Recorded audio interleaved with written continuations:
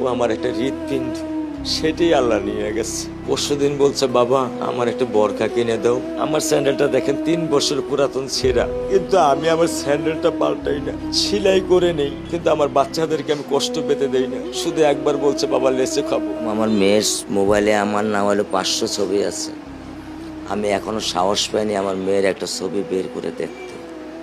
আমার সে সাহস নাই। আমি সেই সাহস হারাই ফেলছি, কারণ ও আমার ছিল হৃৎপিণ্ড।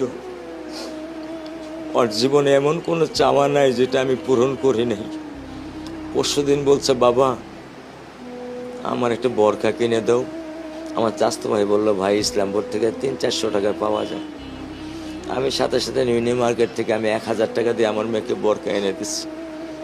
আমি দরিদ্র, ভাঙা বাসায় থাকি, কিন্তু আমার সন্তানদেরকে আমি কখনোই দারিদ্রতার স্বাদ পেতে দেইনি। দারিদ্রতার স্বাদ পেতে দেইনি। আমার বড় মেয়েকে এখন আমি সেলোরার থেকে জামা কিনে দিই। আমার স্যান্ডেলটা দেখেন 3 বছর পুরাতন ছেঁড়া, কিন্তু আমি আমার স্যান্ডেলটা পাল্টাই না, সেলাই করে নেই, কিন্তু আমার বাচ্চাদেরকে আমি কষ্ট পেতে দেই না। শুধু একবার বলছে, বাবা লেচে খাবো।